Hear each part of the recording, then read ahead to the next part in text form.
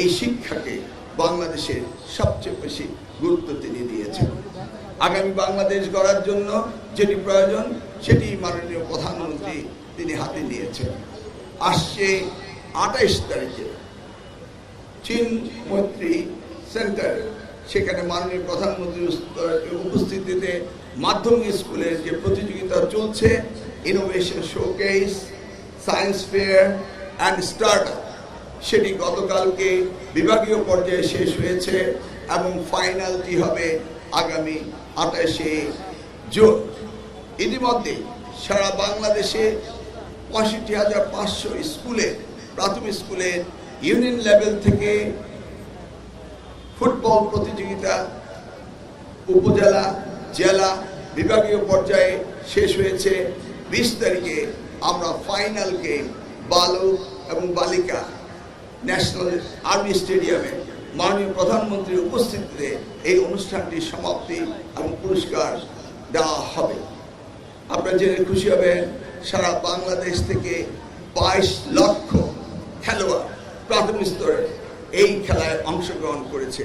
এটি একটি বিশাল নাম্বার। আমরা চাই আমাদের শিক্ষার্থীদেরকে সব সময় আনন্দে রাখা। আমরা চাই না সারাক্ষণ শুধু বইয়ে থাকা।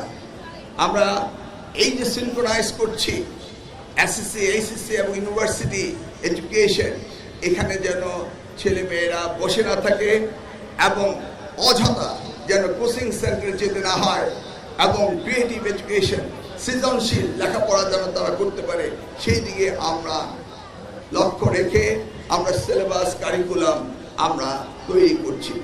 আশা করছি এই বছরের ডিসেম্বর অর্থাৎ বড়দিনের আগেই আমরা শিক্ষার্থীদের হাতে তাদের বই পৌঁছে দেব এবং বইগুলি পরিমার্জিত বই এবং বইগুলো কারিকুলাম অনেকটা পরিবর্তন হয়েছে এবং ইনশাআল্লাহ 2028 সালে আমরা নতুনভাবে নতুন কারিকুলাম নিয়ে, নতুন সিলেবাস নিয়ে আমরা আসতে পারবো।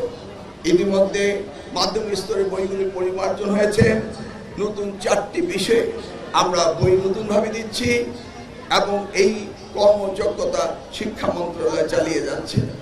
আজকে যারা প্রতিযোগী হয়েছে তাদের সম্পর্কে বলতে চাইব, তোমরা যারা বিজয়ী হবে তাদের জন্য যেমনি পুরস্কার রয়েছে, আর যারা বিজিত হবে তারা আগামী দিনে আবার অংশগ্রহণ করবে এবং তোমরা আগামী দিনে বাংলাদেশ বিশ্ব পরিমণ্ডলে খেলাধুলায় আমরা আমাদের ন্যায্য হিস্সা পাবো, এই আশা ব্যক্ত করছি।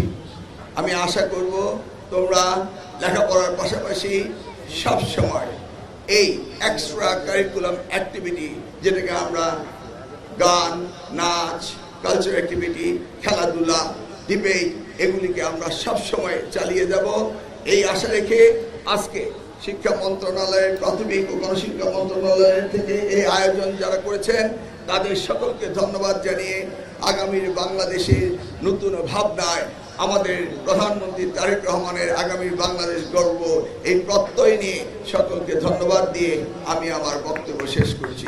আল্লাহ হাফেজ।